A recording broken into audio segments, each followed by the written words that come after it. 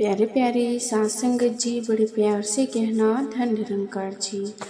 साथ संगत जी, आज मैं आपसे एक ऐसा प्रश्न पूछना चाहती हूँ साथ संगत, जो शायद हर इंसान के मन में कभी न कभी आया होगा। साथ संगत, मैंने इतनी प्रार्थना की फिर भी मेरी बात क्यों नहीं बनी। साथ संगत, मैंने सेवा भी की, सिमरन भी किया, फिर भी मेरी परेशानियाँ क्यों खत्म नहीं हुई। साथ संगत, अगर आपके मन में भी ऐसे सवाल आए हैं तो आज की ये कहानी अंत तक जरूर सुनिए। साथ संगत, हो सकता है आज आपको अपने हर सवाल का जवाब मिल जाए। साथ संगत जी, एक छोटे से गांव में अमन नाम का एक गरीब युवक रहता था। उसके परिवार में उसकी बूढ़ी माँ, पत्नी और एक छोटा बेटा रहता था। अमन मेहनत से मजदूरी करता था, लेकिन जितनी मेहनत करता उतनी ही परेशानियां बढ़ती थी। साथ संगत, एक दिन उसकी माँ बहुत बीमार हो गई। इलाज के लिए पैसे नहीं थे। अमन रात को घर के एक कोने में बैठकर हाथ जोड़कर बोला, हे प्रभु, मैंने किसी का बुरा नहीं किया, मेहनत भी करता हूँ, आपकी प्रार्थना भी करता हूँ, फिर मेरी सुनवाई क्यों नहीं हो रही। साथ संगत, मेरी प्रार्थना का जवाब कब मिलेगा। दिन बीतते गए, माँ की तबीयत और बिगड़ती गई, काम भी छूट गया, घर में खाने तक की परेशानियाँ आ गई। साथ संगत, अब अमन के मन में सवाल उठने लगा, क्या भगवान सच में मेरी सुनते हैं? अगर सुनते हैं तो मेरी मदद क्यों नहीं करते। साथ संगत, एक दिन गांव में एक संत आए। अमन उनके पास गया और बोला, महाराज, मैं रोज प्रार्थना करता हूँ, फिर भी मेरी जिंदगी में कोई बदलाव नहीं आता, क्या भगवान मुझसे नाराज है? संत मुस्कुराए और बोले, बेटा, कल सुबह सूर्योदय से पहले नदी किनारे मिलना, मैं तुम्हें तुम्हारे हर सवाल का जवाब दूंगा। साथ संगत, अमन पूरी रात सोचता रहा। साथ संगत, अगली सुबह वो समस्या से पहले नदी किनारे पहुंच गया। वहाँ संत पहले से खड़े थे। उन्होंने अमन को एक छोटा सा आम का बीज दिया और कहा, इसे जमीन में बो दो। अमन ने वैसा ही किया। फिर साथ संगत जी, संत ने पूछा, अब बताओ, क्या आज शाम तक इस पर फल आ जाएगा? साथ संगत जी, अमन बोला, नहीं महाराज, पहले बीज अंकुरित बनेगा, फिर पौधा, फिर पेड़ और फिर उसके बाद वर्षों बाद फल आएंगे। संत मुस्कुराए और बोले, यही तुम्हारी प्रार्थना का उत्तर है। भगवान तुम्हारी प्रार्थना उसी दिन सुन लेते हैं जिस दिन तुम उन्हें पुकारते हो, लेकिन हर आशीर्वाद का सपना साथ संगत जी सही समय होता है। अगर कच्चा फल तोड़ लिया जाए तो वो मीठा नहीं होता। उसी तरह समय से पहले मिली चीज कई बार हमारे लिए नुकसानदायक भी हो सकती है। साथ संगत, ये सुनकर अमन की आंखों में आंसू आ गए। उस दिन उसे समझ आया कि भगवान देर नहीं करते, बल्कि सही समय का इंतजार करते हैं। साथ संगत जी, संत की बात सुनने के बाद अमन के मन को थोड़ी हे प्रभु, अब मैं शिकायत नहीं करूँगा। मुझे नहीं पता आपकी क्या मर्जी है, लेकिन मुझे विश्वास है कि साथ संगत जो भी करेंगे मेरे भले के लिए करेंगे। ये पहली बार था साथ संगत जब उसमें मांगना छोड़कर केवल विश्वास करना शुरू किया।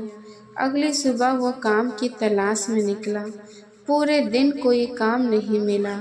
शाम को थका हारा लौट रहा था कि रास्ते में उसे एक बुजुर्ग व्यक्ति दिखाई दिए। उनके हाथ से सामान गिर गया था। अमन खुद भूखा था, लेकिन फिर भी उसने बिना किसी स्वार्थ के उसका सारा सामान उठाकर उसके घर तक पहुंचा दिया। साथ संगत, बुजुर्ग ने कहा, बेटा, तुम्हारे पास तो खुद कुछ नहीं है, फिर भी तुमने मेरी मदद की। साथ संगत जी, अमन मुस्कुरा कर बोला, अगर आज मैं आपकी मदद कर सकता हूँ तो यही मेरी कमाई है। साथ संगत, बाकी मेरा मालिक जानता है कि मेरे घर की चिंता कैसे करनी है। साथ संगत, बुजुर्ग उसकी बात सुनकर भावुक हो गए। उन्होंने अमन को अगले दिन अपने खेत पर काम करने के लिए बुलाया और मेहनत की अच्छी मजदूरी देने का वचन दिया। साथ संगत उस रात घर लौटकर अमन ने अपनी पत्नी से कहा, देखो, जब अपनी शिकायत छोड़कर विश्वास किया तो रास्ता अपने आप खुलने लगा। शायद भगवान चमत्कार आसमान से नहीं भेजते, बल्कि इंसानों के माध्यम से हमारी मदद करते हैं। पत्नी की आंखों में उम्मीद की चमक लौट आई। उस रात पूरे परिवार ने बिना किसी शिकायत के केवल एक ही शब्द कहा, धन्य निरंकार। और उसी क्षण के साथ संगत उनसे जीवन में धीरे धीरे बदलाव शुरू हो गया। यहीं पर रुककर आप दर्शकों से कह सकते हैं, साथ संगत, क्या आपने भी कभी ऐसा अनुभव किया है कि जब सब रास्ते बंद हो गए तब अचानक कोई नया रास्ता खुल गया? अगर हाँ, तो साथ संगत कमेंट में धन्य निरंकार जी जरूर लिखिएगा। साथ संगत जी, साथ संगत जी, अगले दिन अमन सुबह सुबह उस बुजुर्ग के खेत पर पहुंच गया।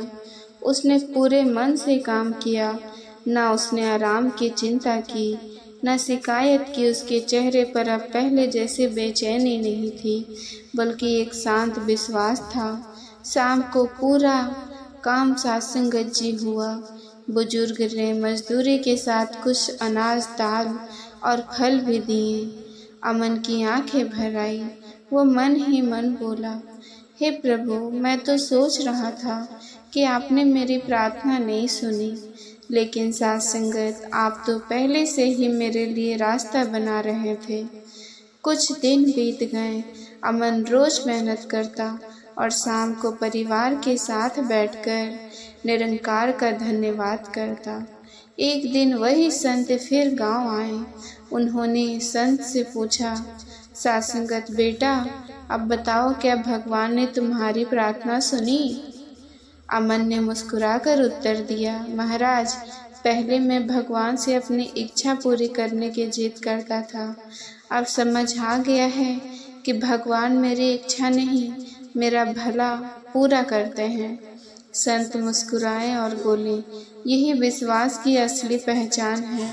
जब इंसान हर परिस्थिति में धन्यवाद करना सीख जाता है, तभी उसके जीवन में सच्ची शांति आती है। साथ संगत, फिर साथ संगत जी, संत ने एक बात कही जो साथ संगत अमन कभी नहीं भूल पाया।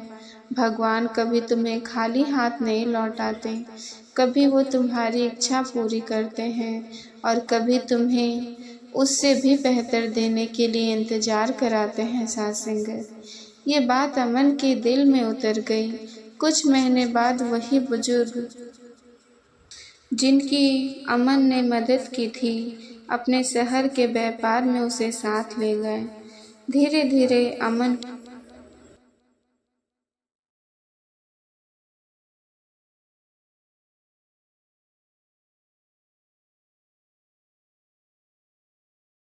उसने सबसे पहले अपनी माँ का इलाज कराया। उसका बेटा पढ़ाई करने लगा। घर में खुशियाँ लौट आई। साथ संगत,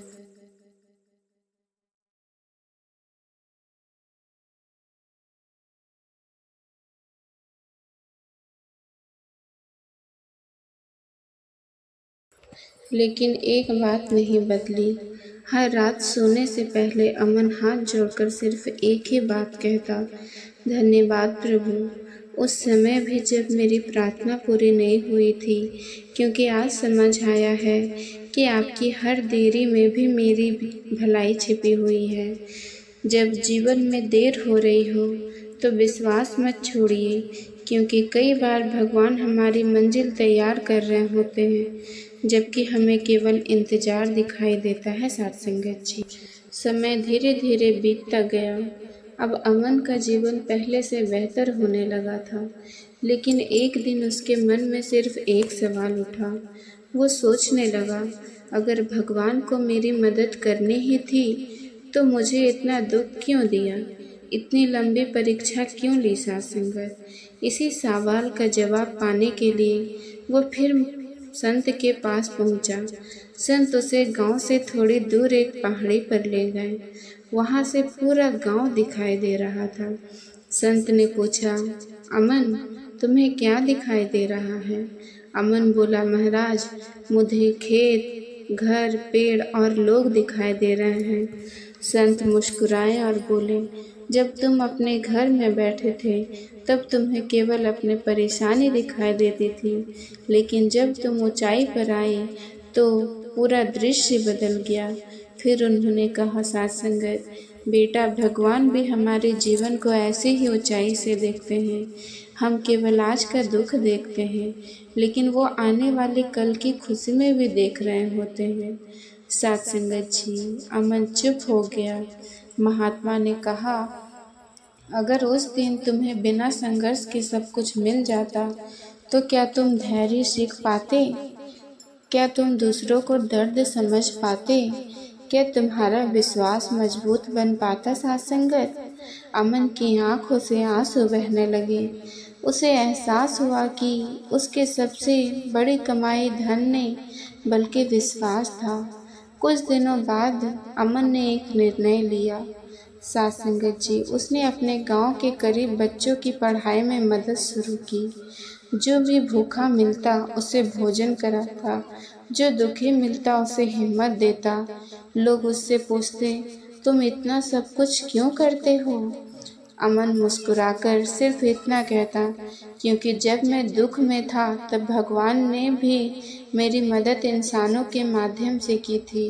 अब मेरी बारी है कि मैं किसी और के वही लिए माध्यम बनूं। धीरे धीरे पूरे गांव में उसकी पहचान एक अमीर आदमी के रूप में नहीं बल्कि दयालु और विश्वास रखने वाले इंसान के रूप में होने लगी। साथ संगत, भगवान हमें केवल सफल साथ संगत जी नहीं बनाना चाहते, बल्कि बेहतर इंसान भी बनना चाहते हैं।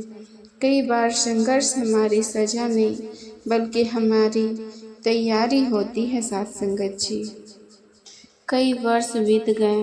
अब अमन का जीवन पूरी तरह बदल चुका था। उसके घर में सुख था, सम्मान था और सबसे बड़ी बात, उसके मन में संतोष था। एक दिन वही संत फिर गांव आए। साथ संगत जी, अमन दौड़कर उनके चरणों में झुक गया और बोला, महाराज, आज मैं आपको धन्यवाद करना चाहता हूँ। उस दिन अगर आपने मुझे आम के बीज की कहानी ना समझाई होती तो शायद मैं भगवान से नाराज होकर आपका विश्वास खो देता।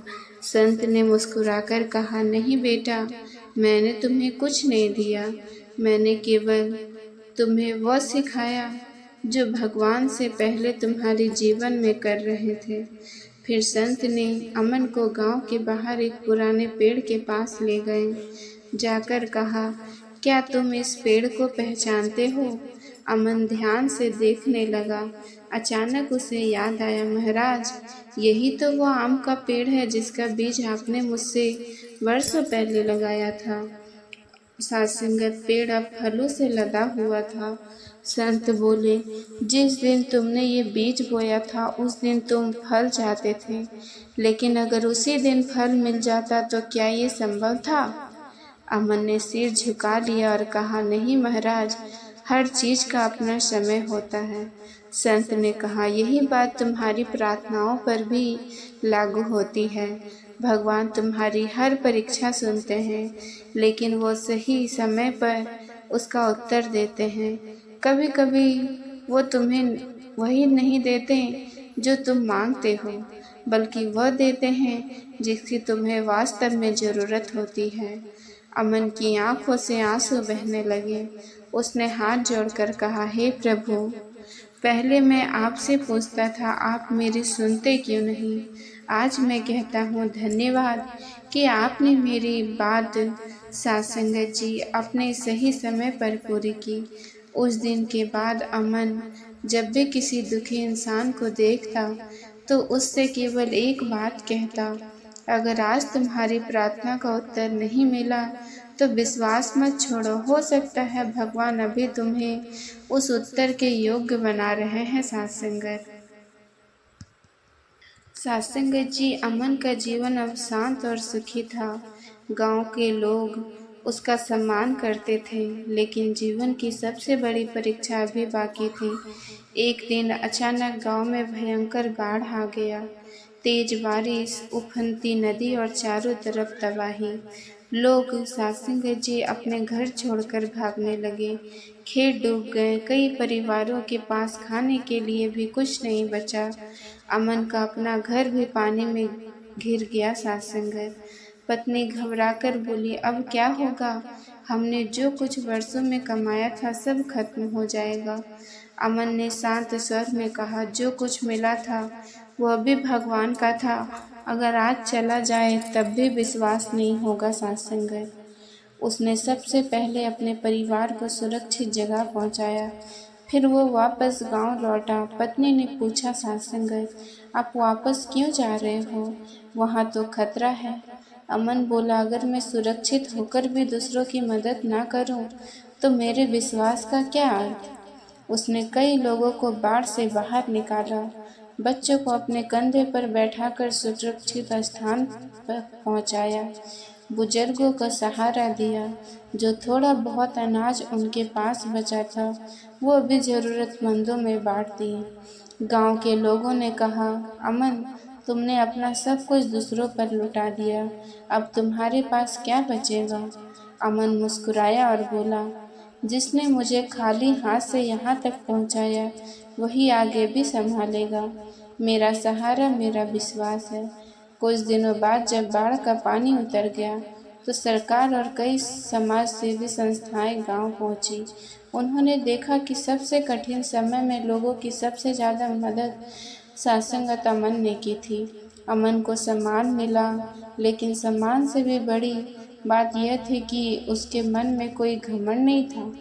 उसने सिर झुकाकर इतना सासंगत जी केवल इतना कहा, यदि मुझसे किसी का भला हुआ तो ये मेरी नहीं प्रभु की कृपा है। सच्चा विश्वास केवल सासंगत अच्छे समय में नहीं बल्कि कठिन समय में दिखाई देता है। सासंगत जब परिस्थितियां हमारे विरुद्ध हो और फिर भी हम सेवा, दया और विश्वास न छोड़ें, तभी सासंगत जी हमारा आध्यात्मिक जीवन मजबूत होता है। सासंगत जी बाढ़ की घटना के कई महीने बाद गांव फिर से सामान्य हो गया। एक दिन गांव का एक युवक अमन के पास आया और बोला, अमन भैया, मैं आपकी तरह भगवान पर विश्वास करना चाहता हूँ, लेकिन जब मेरी प्रार्थना पूरी नहीं होती तो मेरा विश्वास टूट जाता है। आप इतना धैर्य कैसे रखते हैं? अमन मुस्कुराया और उसे उसी पुराने आम के पेड़ के नीचे ले गया। सासंगत पेड़ अब पहले से भी बड़ा हो चुका था। उसकी शाखाओं पर मीठे आम लगे थे और उसकी छाया में लोग आराम कर रहे थे। सासंगत जी, अमन ने कहा, क्या तुम्हें पता है, एक समय ऐसा भी था जब मैं इसी पेड़ के बीज को देखकर सोचता था कि इससे कभी कुछ नहीं होगा, लेकिन आज देखो यही पेड़ कितनों को फल और छाया दे रहा है। युवक चुपचाप सुनता रहा। सासंगत अमन ने आगे कहा, मेरे जीवन का सबसे बड़ा चमत्कार ये नहीं था कि सासंगत मुझे धन मिला, घर मिला या सम्मान मिला। सबसे बड़ा चमत्कार यह था कि मेरा मन बदल गया। सासंगत पहले मैं हर बात पर शिकायत करता था, आज हर बात पर धन्यवाद करता हूँ। युवक की आंखें भर आई। सासंगत उसने पूछा, तो क्या भगवान हमारी प्रार्थना पूरी करते हैं? अमन ने शांत स्वर में उत्तर दिया, भगवान हर प्रार्थना सुनते हैं, लेकिन उनका उत्तर हमेशा हमारी इच्छा के अनुसार नहीं, हमारी भलाई के अनुसार होता है। कभी वो हाँ कहते हैं, कभी अभी नहीं, और कभी उससे भी बेहतर रास्ता खोल देते हैं। उसी समय संत भी वहाँ आ पहुँचे।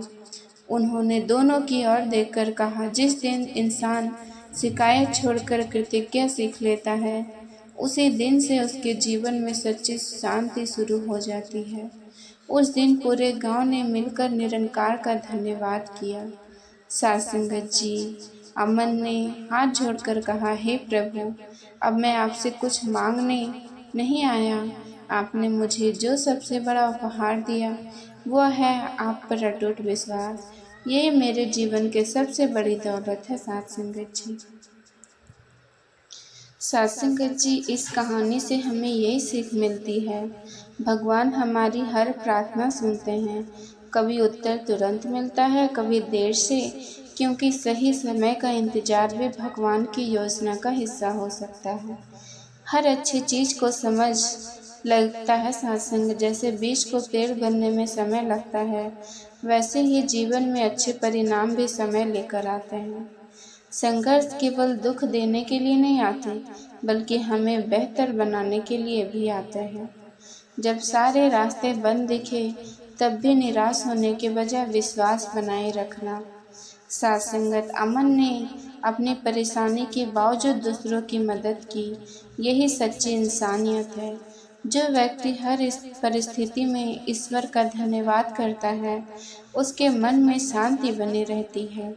कई बार जो बात हमें बुरी लगती है, वही आगे चलकर हमारे जीवन का सबसे बड़ा आशीर्वाद बन जाती है। सत्संगत जी, सत्संगत जी, जैसे एक विद्यार्थी पूरे साल मेहनत करता है, लेकिन परिणाम परीक्षा के बाद ही मिलता है।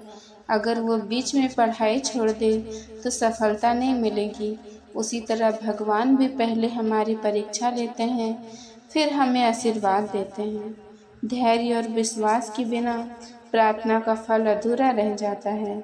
इसीलिए भगवान पर भरोसा रखिए, सही समय पर सब अच्छा होगा। सत्संगत जी, सत्संगत जी, आज की इस कहानी से हमें यही सीख मिलती है कि भगवान हमारी हर प्रार्थना सुनते हैं, लेकिन उसका उत्तर अपने सही समय पर देते हैं। कई बार हम केवल अपनी आज की परेशानी देखते हैं, लेकिन निरंकार हमारी पूरे जीवन को देख रहा होता है। इसीलिए जब भी जीवन में कठिनाई समय आए, ये मत सोचिए कि भगवान ने आपका साथ छोड़ दिया। हो सकता है वो आपको टूटने नहीं, बल्कि और मजबूत बनाने के लिए तैयारी कर रहा हो। सत्संगत जी, जिस तरह अंधेरी रात के बाद सूरज जरूर निकलता है, उसी तरह धैर्य और विश्वास रखने वाले के जीवन में भी एक दिन खुशियां का सवेरा जरूर आता है। इसीलिए शिकायत मत कीजिए, धन्यवाद ज़्यादा कीजिए, सेवा करते रहिए, सिमरन करते रहिए और हर परिस्थिति में निरंकार पर भरोसा बनाए रखिए। अगर आज की ये कहानी आपके दिल को छू गई हो, तो इसे अपने परिवार और सत्संगत जी, दोस्तों के साथ साझा करें। हो सकता है आपकी एक शेयर किसी निराश व्यक्ति के जीवन में नई उम्मीद जगा दे। सत्संगत, वीडियो पसंद आया हो तो लाइक और कमेंट में धन निरंकार अवश्य लिखें। और अगर आपने अभी तक हमारे चैनल को सब्सक्राइब नहीं किया है, तो सब्सक्राइब करके बेल आइकन भी दबा दीजिए, ताकि ऐसे ही सत्संगत जी निरंकारी विचार सबसे पहले आप तक पहुंच सके। सत्संगत, मैं प्रार्थना करती हूँ कि निरंकार आप सभी के जीवन में शांति, विश्वास और आनंद बनाए रखे।